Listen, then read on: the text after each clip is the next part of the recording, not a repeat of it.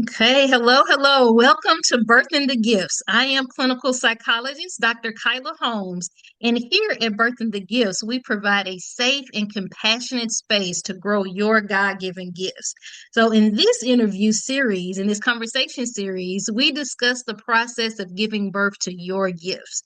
So, today we have with us my cousin auntie, Gloria Fender. So, thank you for being with us today. And I usually like You to for say having. absolutely, absolutely. And I usually like to say a little bit about why I asked the people that I asked to come on this conversation series. And so, really, I feel like God just put it on my heart. God put it on my heart to talk more to people in my family to better understand their gifts from their perspective and like what their journey has been like in birthing their gifts over the years. And so God put you on my heart.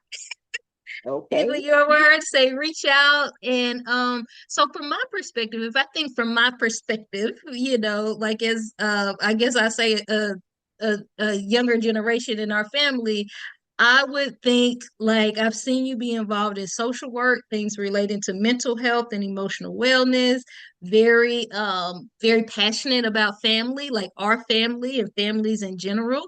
So that's like my perspective, but I know I don't know all things Gloria, right? Like I know like I don't know everything.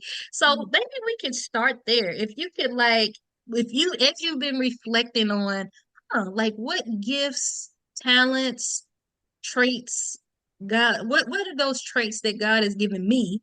What what would you say? Those that's just been what I've said, but what would you say or what have others shared with you about what they've noticed? Well, I like to start with my process for becoming a social worker. It wasn't Okay. a very direct route, it was kind of circuitous. Initially, when I went to college, I majored in psychology and I was going to be a psychologist, just like you. Okay. Well, my first statistics class changed my mind about that. So, so then I got a double minor in social work and sociology. And during Okay. that time, actually, Philander Smith College was one of the few schools that had a minor in social work. But I Mm-hmm. did that, and then when I graduated, I went to Taft State Hospital in Oklahoma. Uh, Oh, a psychologist from there had come to speak with one of our assemblies. And afterwards, I went up to her and told her what my major was and that I would be looking for work after graduating. She went back to Taft, told the social work director, and they hired me. So I graduated 1 week and went to Taft State Hospital to work the next week. Uh, a lady came to work after I was there because I only had a bachelor's at this okay. point. And I thought I was through. I was ready to be at Taft the rest of my life. And she came from Atlanta University, where she had just completed her master's in social work, and said, "Girl, you cannot sit up here all of your life. You need to go back to school." So I did. And and that's how I became a social worker. Oh, I My, see. I my see. initial interest in the field came from when my mother worked at Fargo Training School. She was a school teacher, but when she would come home and talk about the girls that were there, some of them were there simply because they were orphans and had Mm, nobody no to rear them. Others were there because of bad behavior and they had gotten sent. But her her talk about the girls there really sparked my interest in becoming a mm. psychologist, social worker.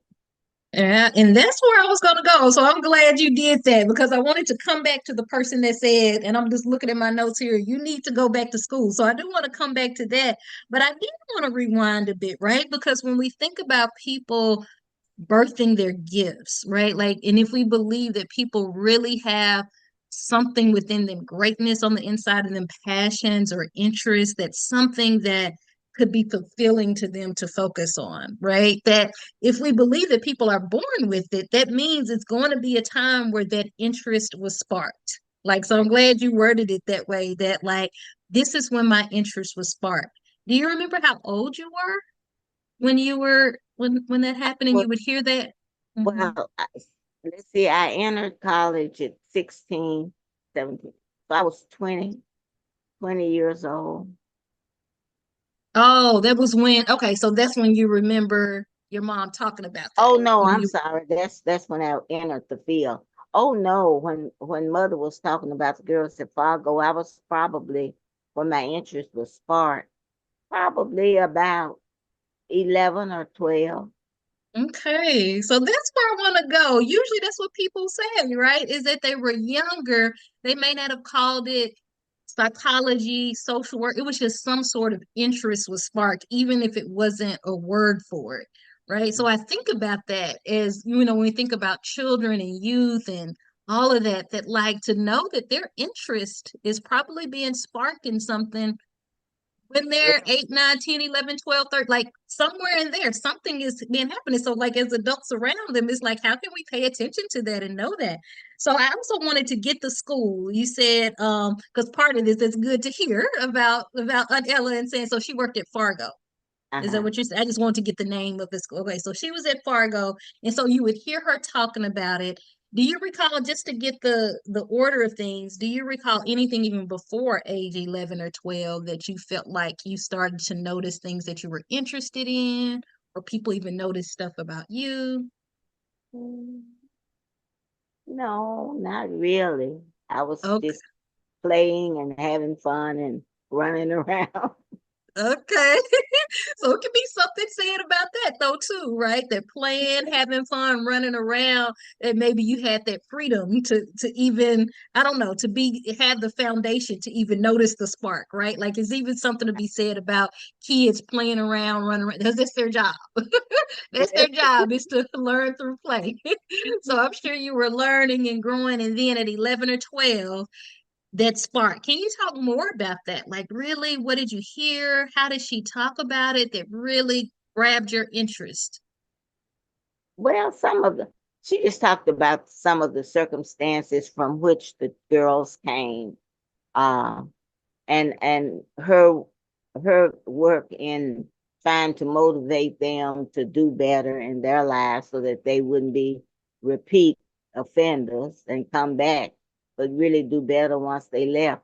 Of course, the kids that had nowhere to go would be there, all the time. Mm-hmm. Uh, so that, but it was interesting that they were all together in one facility. The Mm-hmm. ones that were there for bad behavior and the ones that were there for just pure orphanage, Wow. housing, housing. Yeah. Wow. Wow. So they would be there like overnight. So it wasn't just Oh like no, it was a residential. it was a They residential all type. lived there until they were Oh. discharged. Oh. Okay. Okay. And Hey, and she interesting. lived there.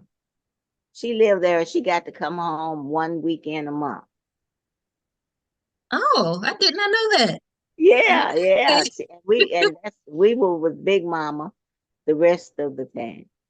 Uh-huh. Oh, wow. So she would have to actually live there. Oh yeah, And wow. it's in southeast Arkansas, around out from Brinkley, Fargo. Okay. Fargo. Okay. Okay. Well, Wow. Wow. it was. It is no longer. Okay. Okay. Interesting though. Did not know that at all. Interesting. Okay. So like so you would have to know like this is where mom is a lot of the time. So you were probably quite aware of what was kind of going on and where she was and what she was doing and Right, why she had to be there overnight, I'm assuming. right. Yeah, okay, okay. Um, do you think, like, if we just reflected more, like, do you think it was something that was already within you? Because sometimes, let me just say why I'm asking this. Like, sometimes when people talk about when their interest was sparked or that they further cultivated their gift, it's like they talk about how they heard something or noticed something, but that I bet other people heard too. So it's possible even that your siblings heard this same thing. and was aware of that same thing. But was it something in you in particular that you think it sparked your interest, maybe a little bit more in a different way? Like in the way that you heard her talking about the girl's story, like something already in you. Well, it may have been, as I think back, because you're right. Uh, we all, my brother, my sister, and I all heard the same stories, but we didn't all become social workers. Right. But I think I was always a people person. I always Mm, loved when we were having company. mhm, But I think they did too. So I really can't answer why mhm, I ended up in that field other than what I just told you. And they ended up in different fields. Well, my sister's a teacher. My mhm, brother retired from the post office. So mhm, we were all in public eye, but mhm, in different areas. mhm. And we were Yeah. always encouraged to be individuals. Mhm. Yeah. So that's interesting. I feel like what you're saying now is that it can be different ways that people also can serve the community and serve people in the public and public service. It's just in different ways. So it seemed Right. like your way was more in the like the psychological, the social work side, like serving people in that way. Mhm. Okay. Okay. So if you were to move along, like from that, so you heard her talking about it, you're kind of interested in kind of there's the background of the girls. And so I guess it was an all girls Mhm. residential facility at that time. Okay. So you would hear about that, that sparked your interest. Do you feel like it developed as you move through like your grades from like sixth, seventh, eighth, and going through high school? Do you feel like they continued to be an interest, or were there other interests or things that sparked your interest as well? No, that continued to be an interest. Uh, Mm-hmm. Now there was a negative interest. I just did not want to be a teacher. Everybody was a teacher. So Okay. that's a reaction formation kind of thing. I Okay. just was not going, I did not want to teach. But I did do some substitute teaching, um, actually at some, oh, in my adult life, when I came back after a divorce, I did some substitute teaching. So I Mm-hmm. have done some teaching, but I was not going to be a teacher. I was going to be something different. Okay. Is that what it was? Because I wonder what was it about that being a teacher? It was just like I want to do something different. What was I that? wanted to do something different. Everybody was teaching. That's what we thought we had to do or could do. Mm-hmm. And I wanted to do something different. Yeah. Hmm. Okay, wanted to do something different. And if I could dig a little deeper in that, because what you said that's important when people on their journey, and this is sometimes what makes it hard. I know there was one of the questions I kind of had in there is sometimes what makes it hard for people when they are in their process of birthing their gifts. And what I find is that some people like it is this narrative that they hear, like we do this. This is what we do, and whoever the we. So, do you mind like elaborate when we say we, like within the family or within just what like Within women did at that time, or well, within society in terms of African Americans, uh, most of the people went to college and came out and taught school. okay. Yeah. And in the family, well, your grandmother was a teacher. That's my mother's sister. Uh, their baby sister, Miss Merritt, was a teacher. Mother was, everybody was a teacher. Mm-hmm. And uh, I just wanted to do something different. Okay. uh, Yeah. yeah.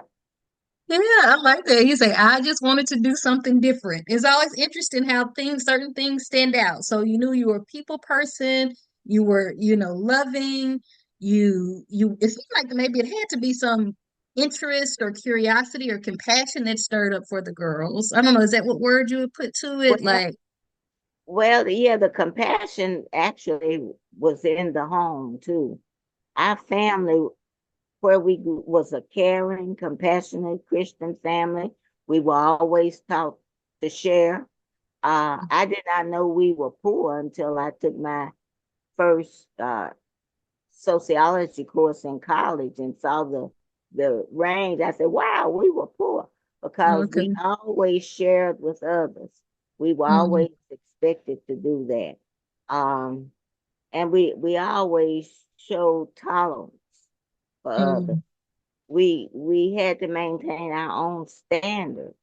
But for instance, there were some children that we couldn't go to their house to play, but they could always come to ours and always did. And we would Mm-hmm. have fun and we loved and respected them and their families. We just didn't go there to play. So we Okay. were always taught compassion, sharing, tolerance while maintaining your own standard. Mm-hmm. That's from just our grandmother on down. Mm-hmm. Wow. Okay. And there's a couple of things to come back to. Let me just go ahead and keep on going with that compassion, sharing, tolerance while maintaining your own standard. In what ways do you feel like those values impacted either any decision making you made in your career, helped you in your career as a social worker? Is that connected at all? Like, did Oh that? yeah, oh Okay, in yeah. what way? Yeah. It was always the motto from home to work was do your best. Do Mm-hmm. your best. So when working with clients, it was always do the best you can for the client, just like you were taught at home to do. You know, we were always whatever you decide to be the best. Do your best. Mm-hmm. If it's a ditch digger, be the best ditch digger. So in Mm-hmm. social work, I was going to do my best for the client, cause no harm, figure out Mm-hmm. ways around stupid policies that didn't make sense. Mm-hmm. uh, so yes, it carried over into my work, of course. Mm-hmm. When I worked with the homeless, my objective was when looking for housing for them, I would look as though I'm looking for housing for myself, giving the Mm-hmm. same resources. So if Mm-hmm. their income was a certain amount, I wanted to make sure they got the best house possible. Mm-hmm. So yeah, it carried over to Mm-hmm.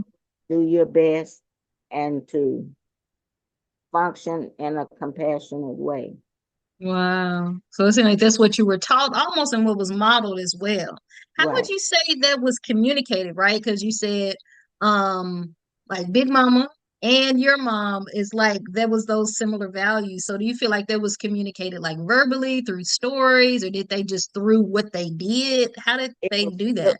it was through example and Mm, um Christian upbringing, mm-hmm, church gave us the same value. Uh, and I can give you two examples. That one time in the summer month, this family came through our small town and they were on a wagon and they just set up camp down by the river. And we heard that they were there.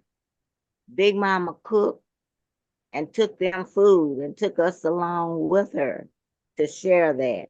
Other mm-hmm, people from the church were doing the same thing.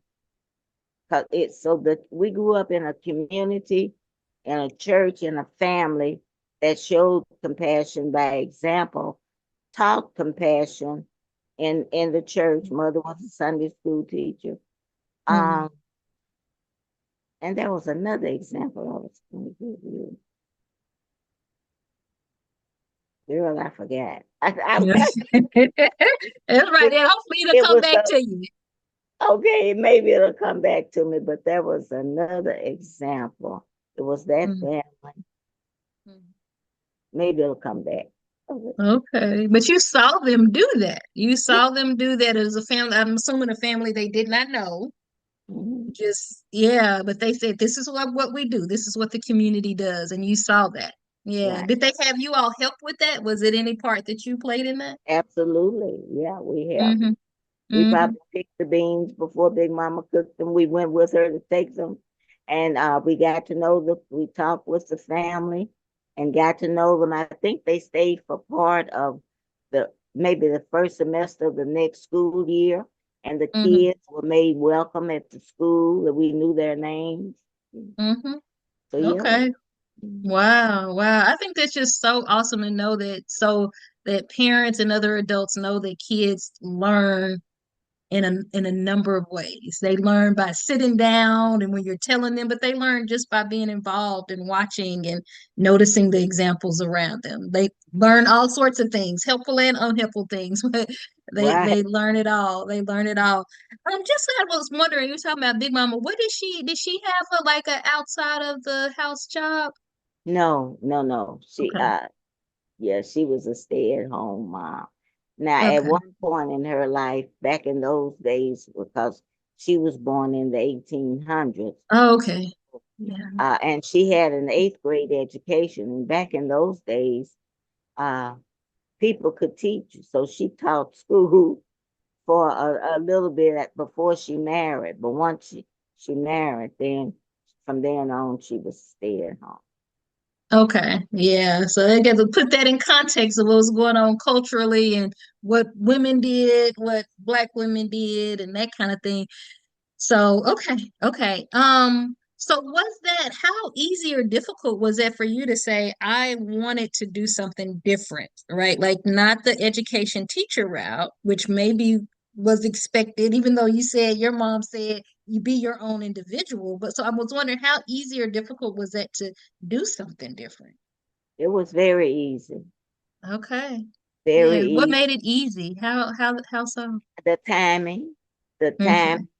um, because as I said, and God's blessing, I started to say luck, but God's blessing, because like I said, how easy it was to get that job. And then Ida Wells came from AU and said, you can't sit here. And during that time, there were National Institute of Mental Health grants to go to school. So I got a grant Mm, to go to school. And now all of those resources have been cut out. But mm, yeah, the timing was just perfect. So I had a compassionate boss. mhm, Oh, that's the other thing I was going to tell you. It's not just our family, just people in general, I think are good people. When I went to mm, staff to work, the chief of social work service picked me up from the bus station because I took a bus. mhm, She had found a house where a lady was going to rent me a room.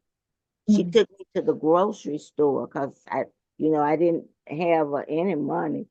So mm. she gave me an advance on my first month's salary, took me to the Wow. grocery store so I could buy groceries because I paid $40 a month for the room. I provided my own food and I cleaned up. I didn't keep no junky place. Mhm, There were expectations to go mhm, along with all of the blessings that were coming my way. So mhm, yeah, I've just been very, very blessed, and I've been very, very appreciative, and try mhm. to show the same blessings to other people. Okay. Okay. Wow. So you like learn from those examples, learn from all the blessings that was given to you from God and through other people, and basically like paying it forward. Like I'm gonna do that same thing. Okay. Okay. Great. So when you got to college and then realized, okay, not psychology because they had all those stats involved, but like still a way though to still um serve people and communities in the way that you felt passionate about.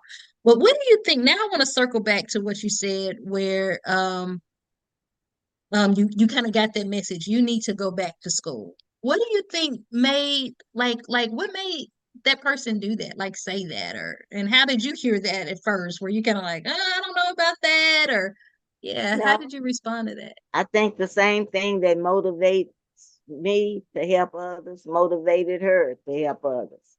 Okay. I think people are basically good. And so Mm, she wanted to see me do better.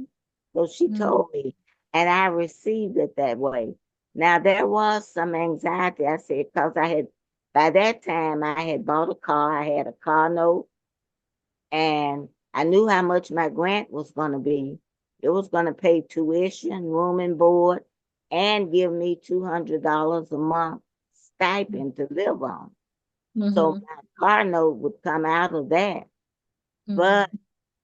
I had to get permission from the dealership to take the car out of state because it wasn't paid for. Oh. And they gave me permission and I mailed the payments back to them. But that was the only anxiety that I had was, can I afford to do this now and meet all the obligations? Because we Mm-hmm. were taught responsibility as well. That if Mm-hmm. you make a bill, you pay a bill, you know. Right. Right. So I wanted to make sure that I got permission and I did. And plus, a lady there had co-signed for me to get the car. Mm. So I Oh. definitely did not want to put her in the bank.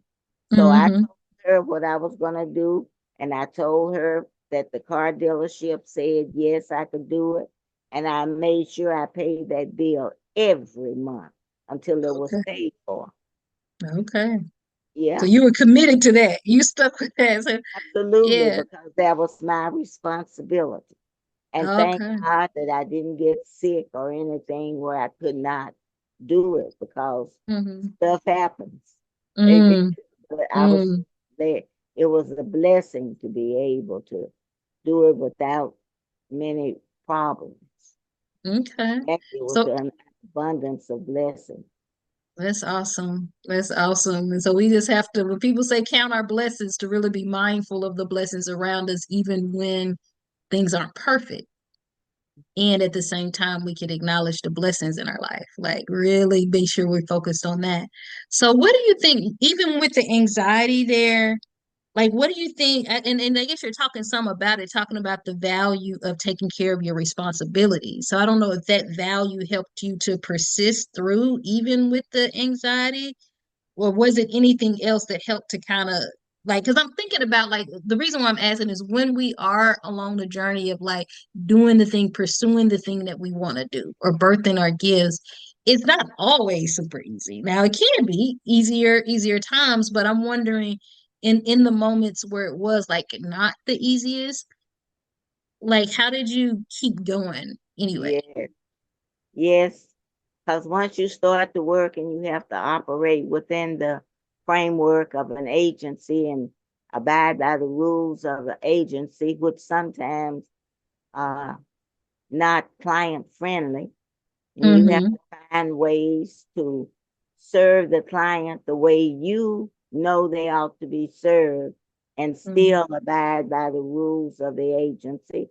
So definitely once I started to work, the fun times going to school and all that was over, and I'm now down to brass tacks.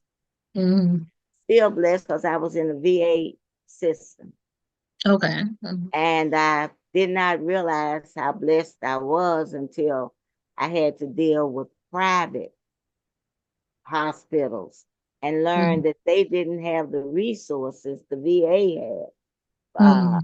So, but in the VA, you still had to sometimes fight to get what's best for your client because administration is concerned about the number of beds. This Mm-hmm. person needs to leave. We can't help it if they're not optimized with their health care. They need to leave.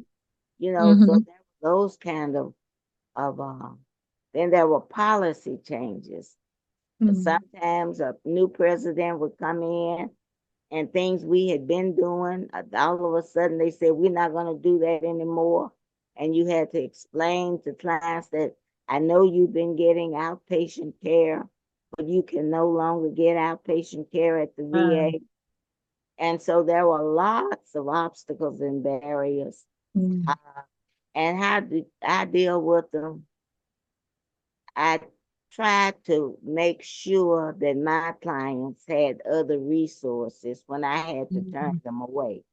If Mm-hmm. it was something I could no longer do that I had been doing before Mm-hmm. they left my office, I made sure they had some leads on where to go to get what they need.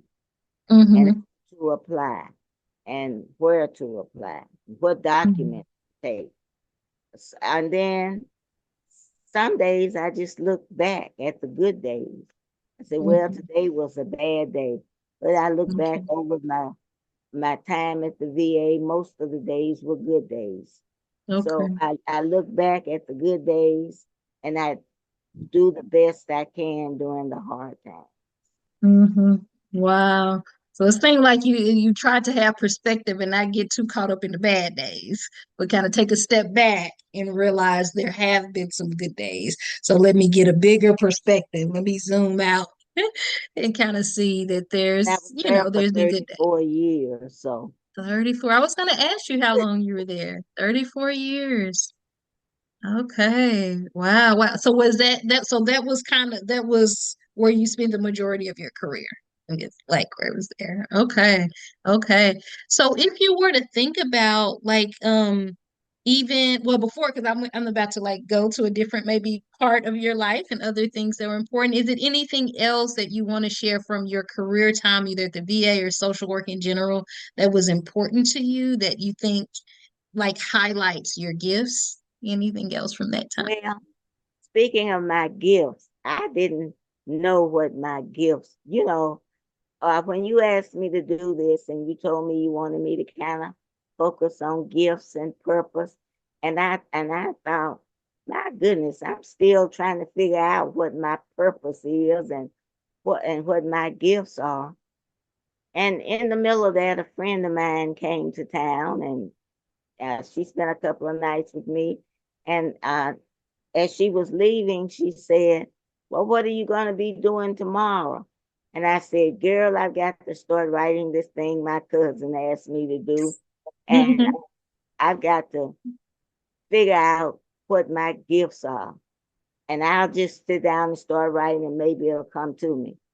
And Peggy Enos said, you are an encourager. You are a teacher.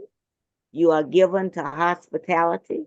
How many people have you had living with you through the years? I said, well, but I didn't consider that a gift. That was just an extension of what I was brought up to do, but not necessarily a gift. So now I have come to recognize that I do need to be able to, even though I like doing something, doesn't mean it's not a gift. I think you Yeah. told me that when I shared that story with Yes. you. It's Yes. In fact, the opposite, right? Like I think the two things that you said, one is that the thing that we're passionate about and love to do that can bring us joy and satisfaction, that is, in fact, that is the gift, right? Like that's our indicator that that actually is a part of the gift package. Yeah, So, but I'm thinking that a gift must be something uh, big and outside of yourself. It must be hard, something mm, you don't particularly like to do, but you are able to do. wow. No, it can be something that you, because I love having people here. I love being Yeah. hospitable, and I Uh-huh. and I love sharing what I have. Yes, like that's it. That just like puts a smile on my face that we're talking about it because it's like that could be something that people would have to adjust in their thinking, right? That like that's part of it, right? That as we do the things that align with what's in us, that almost can in some ways come naturally. And Mhm. either because it is, or like you said, an extension. I might use that Gloria later, right? So people to know like that could be a part of your gift is what were you raised to do when you were just coming up? What was modeled around you? Because whatever it is, probably that's stuck. Hopefully, if it's stuck in a healthy way, right? Then it probably stuck for a reason because it connected with a part of who you are and who Okay. God created you to be. So that's why probably that part really stuck. The compassionate part, the being, sharing, being respectful of people, tolerance, having tolerance and capacity for people with, differences and different ways of living. Like it's probably a reason why some of that stuff really stood out because it was already in you and it just helped to nurture your Mhm. gift package going forward. Yeah. So yeah, I think the majority I would think. I'm gonna have to really reflect on that. But just in all of what I feel and know and read, and I feel like what God has shared with me, yes, it's something that would bring us joy. It would bring us joy. Now, as we pursue it, just like we talk about in this conversation series, it doesn't mean it's always going to be pleasant and unicorns and rainbows, right? So it may be a part of our process of birthing our gift that feels somewhat painful because it can be growing pains, right? But largely, like I would hope that the experience is that as you pursue it and refine and better understand yourself, it's like I enjoy it because it just flows. Yeah, yeah. So And I'm glad you then said that. I have to say that when I do this, I'm not doing it alone. Because if I have Mm-hmm. people staying with me in my home, my sister is aware of it. So Yeah. she might bring some extra groceries, or she'll leave and I'll look on my desk back here and there'll be Mm-hmm. money. And I'll say, what did you do? Well, I know you. So again, family. Mm-hmm. It yeah, family is a part of everything. Part of everything. Yeah. Yeah. Yeah, that family and supporting each other and what we're doing. So this may be a good segue. And I'm glad you said it's interesting that your friend was there. It sounded like she was able to pretty readily Oh, she say. came right out with it. Uh-huh. So that's interesting, right? So so I think the wisdom in that is sometimes it's other people that know us well and love us are able to see some things in us and put language to it in a way that we can't, you know, for whatever reason. So an encourager is interesting that she said teacher, even though it's like you've been a teacher in different ways. Maybe not in the formal sense, but it's still a way that you've been teaching and imparted knowledge, and then hospitality. So, what do you think? I think I want to sit with the hospitality one, because she said there's been multiple, like you've had people in your home. So, what do you think, like, motivated you to do that, other than the fact that this was just what you saw growing up, people sharing and supporting each other, but not still everybody is going to have people actually in their home in that way. They may go and bring something to somebody, but to have them in their home. So what was talk to me about that, like what prompted that? Well, I always did love company, even as Mm-hmm. a child when if somebody was coming for a weekend, I would be happy. I love company. Mm-hmm. And in my youth, I've given several parties. I love people. I love having them around me. So it was just easy if Mm-hmm. someone needed a place to stay that they would stay here. Mm-hmm.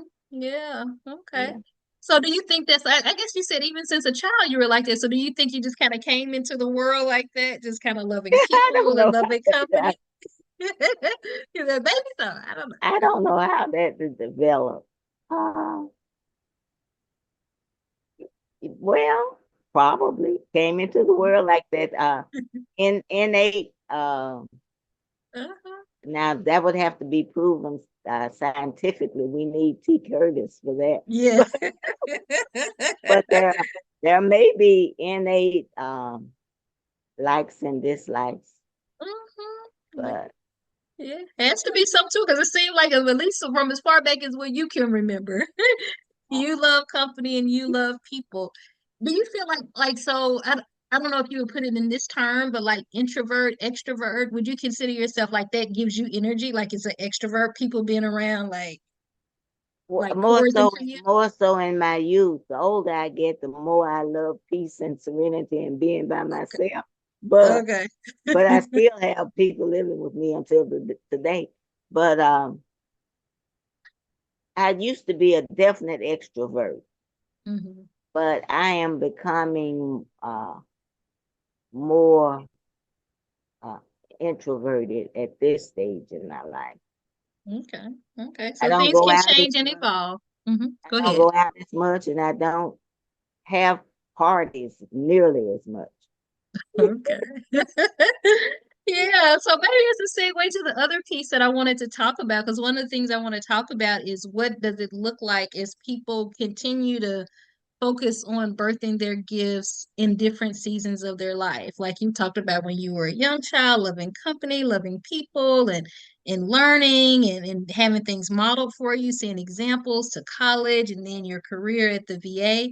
What does it look like to continue to love people and be an encourager and have hospitality and all of that, even after people finish, like not their work? I heard a sermon, and what he was talking about is we continue our work. We don't retire from work because that's a part of just our gift package. So we continue work, but now a job, I don't know, we may retire from a job. But what does it look like? What does your work look like? Your birth and your gifts look like even after the VA? Well, it becomes more involved in organizations, like as opposed to working. And now I I'm a member of the National Association of Black Social Workers, the National Association of Social Workers, um, Mhm. Philander Smith College Alumni Association, Mhm. 8th Street Missionary Baptist Church. So you become, well, not you, I become more involved in organizations in order to continue to make a contribution to society as opposed to doing it, um, like in a work setting and on a more individual level. Now it's more group. Mhm. So I Mhm. encourage everyone who is retired or even not retired to become active, especially with the National Association of Black Social Workers, to get involved, to make contributions, to continue to make contributions and share your knowledge and skills with others. Right, right. And do you feel like for you, have you found like life or emotional or social benefits from continuing to do that even after your time at the VA? Like, is that you feel like beneficial for you to do that? Yes, it's been very beneficial. Mm. If it's not benefit, this is probably selfish to say, but if it's not beneficial, I stop doing it. I'd say, oh, I can stay home, you know. Mm-hmm. but uh, Mm-hmm. but yes, it's been very beneficial. Mm-hmm. We've Yeah, I done mean, go ahead. Mm-hmm. we've done some things. We've granted scholarships to Mm-hmm. youngsters going to school to help with books or whatever. Uh, and we've provided not guarded, provided mentees to Mm-hmm. social work students who are in school and would have the benefit of our knowledge. Mm-hmm. Uh, Okay. Okay. So other- it's ways to still keep giving back, right. basically. And it seems like you're saying that's good for them because I think it's something to be said about it being mutually beneficial. Because sometimes if it's something not beneficial to us, I think that can be a sign that like I don't know, maybe this is not a fit right now. We need to move to a different part of our life or something, kind of Oh, shift over. and I need to say also the sorority, Alpha Kappa Alpha sorority, Okay. very beneficial and make a lot of contributions through that organization that it would be a little dip in the bucket if I was trying to do it as an individual, but as a big group, Mm-hmm. it's Yeah. a good contribution. Mm-hmm. Aside the book. Yeah. Yeah, yeah, that's awesome. So it can be through the sororities, through professional organizations, through church organizations, like some way where it's at an organizational level, being a part of that and still continuing to do the work, even just in a different way, just in a different way. So, oh, I think that that's awesome. I think that that's awesome. So, based on like your experiences, even if you think back from time even when you were a young girl and just moving through college and moving through, are there any other lessons that you've learned or tips or wisdom, anything like that that you want to leave with people if they're in that process? If we even think about like even young people in our family, teenagers, young adults, who are just trying to figure it out, right? And just trying to move through anything you would want to share with them that you've learned. But I think what I would like to share is in keeping with the motto of always doing your best when on a job, rather than easily hold on to things that you can't do because some law come down the way you can't do this. try to figure out ways that you can do it or something similar to it without getting yourself in trouble, of course. Mm, Uh, Try to figure out ways that you can help the client, ways around the laws. When I mm, first started to work in social work, we had the regulations. If Social Security came out with new regulations, we had a copy of those regs in our office. If mm, DHS, Department of Human Services, came out, we kept the regs so that if we were told by a local agency that we could not do something, I would go to the reg book to see if there were any exceptions mm-hmm. or loopholes, even see if there was any way Yeah, that I anyway. could do this for the client. So look for ways that you can help and just Mm-hmm. don't be so quick to grab on to why you cannot do this and get out of my office. Mm. That So would that focus on what you can do, what you can control, and what can you do. right. Yeah. That would be Mm-hmm. my tip and how to better serve clients Mm-hmm. without getting Yeah. yourself in trouble. Now I took some Yeah. unnecessary steps probably. Okay. I won't Okay. even get to those. Yeah, so it'll make sure people know that, like don't get yourself in trouble, but do like just see what can you do, what's in your control, and really be creative about what you can do. Right. Yeah, yeah, yeah. I love that. I love that. Anything you see for yourself kind of going forward? I know you mentioned the organization, so I'd imagine you'll continue to be involved with those. But anything else you kind of just see for yourself that you like, this is still a part of me birthing my gifts that I know I'm gonna either continue to really focus on or focus on something different. Well, in terms of self-care, Okay. need to Mhm. focus on losing weight, Okay. exercising more, Okay. um, eating healthier. So there are some personal things that I need to do. Because in order to birth your gifts, you have to be physically able to do that. And you Yeah. can't be physically able if you are overweight, eating Okay. poorly, so you get tired quicker. So there are Mhm. some personal things that I need to work on. Mhm. Um, and I think that's true all along the way that we ought to. Yeah, that's another tip. Because Mhm. when I was working and I would get off work and pick up my daughter and come straight home, I'd be tired. And on the way up Mhm. to the apartment, she would go, Mommy, what's for dinner? And I go, I'm tired. Let me get in. They opened the War Memorial Fitness Center Mhm. for the latter part of my career. And then if I would go straight from work there to exercise, when I got home, I was much a more human being. Okay. And I drank a lot of coffee when I Mhm. was working. I didn't realize the effect of caffeine until Mhm. started drinking half and half. And Mhm. oh, how did the people tolerate me? Because I was hyper with all that caffeine. So Mhm. there's some personal things that I would do differently, and that I might, if you're using a lot of caffeine, you may be flying off the handle a little bit more than if you, Okay. and if you're trying to help the client, and then you Mhm. fly off the handle, that's not a good Mhm. combination. So So that won't be helpful. Yeah. yeah, so cut down on the caffeine, exercise, Mhm. be a better Mhm. person to yourself, and consequently, also be a better worker for your client. Yeah, I like that. I think that's a good tip.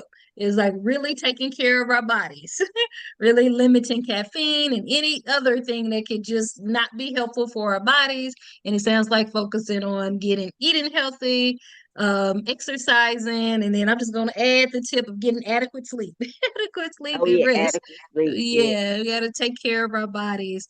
Gloria, thank you so much for sharing your gifts. Thank you for sharing just what you've learned about yourself, your experiences, just sharing you.